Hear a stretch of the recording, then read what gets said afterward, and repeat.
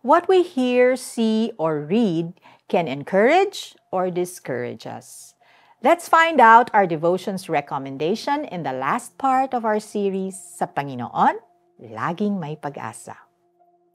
Playlist para sa mga lunod sa problema. Naaalala mo pa ba kung ano ang kantang lagi mong pinapakinggan sa ganitong date last year or the year before?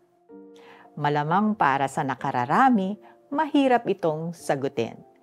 Pero alam ba ninyo na may isang koleksyon ng mga kanta na matatagpuan sa Biblia na hanggang ngayon ay binabasa o kinakanta pa rin kahit na ang karamihan ay sinulat 1,000 years bago ipinanganak si Jesus? It's the Book of Psalms at sinasabing kalahati ng mga awit na matatagpuan dito ay sinulat ni Haring David. Maraming pinagdaanang pagsubok si David dahil sa pagtugi sa kanya ng mga kalaban at bilang parusa sa isang kasalanang nagawa niya. Sa mga awit na sinulat niya, he cried out to God for help. Hindi niya itinago ang mga nararamdaman niya. All of it was raw and real. And yet, kahit pa hindi pa dumarating ang tulong na hinihingi niya galing sa Panginoon, kahit na tuloy pa rin ang paghihirap niya, David ended most of the Psalms praising the Lord.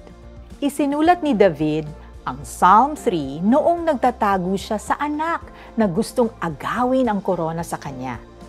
Marami ang nagsabi sa kanyang, huwag umasang may darating na tulong galing sa Diyos. Pero pinili niyang gawin ang kabaligtaran nito. He claimed that God will protect, shield, and save him. Sa awit na ito, tinawag din ni David ang Panginoon na tagapagtaas ng aking ulo. Napaka-relatable dahil hindi nga ba kapag may pinagdadaanan tayo, ang tendency ay napapatungo tayo na para bang nakapasa ng daigdig sa mga balikat natin? Kung may pinagdadaanan ka ngayon, turn to the Book of Psalms.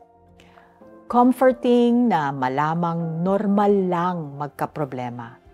Inspiring mabasa kung paanong in the middle of a difficult period, pwede kang lumapit at kumapit sa Panginoon.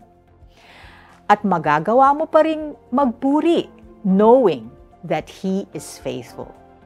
He will deliver you from what you are going through.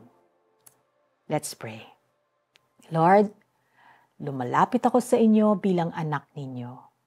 Yakapin ninyo ako ng buong pagmamahal. Sa biyaya ninyo, malalagpasan ko ang paghihirap na pinagdadaanan ko. Sa pangalan ni Jesus, Amen. Gumawa ng sarili mong psalm. Start by expressing your feelings about what you're going through. Afterward, isipin mo ang katangian ng Panginoon na kailangan mo sa panahong ito. Praise Him for who He is and be confident that He will soon help you. Ngunit ikaw, O Panginoon, ay isang kalasag sa palibot ko, aking kaluwalhatian at siyang tagapagtaas ng aking ulo. Psalm 3, verse 3. Thank you for joining us here in Tanglao. If you've enjoyed listening to this message and would like to support the ongoing efforts of this ministry, you can do so by visiting cbnasia.org/give or click the heart icon on the Tanglao app and make a donation. This is Felici Pangilinan Buizan saying, He hears your silent cries.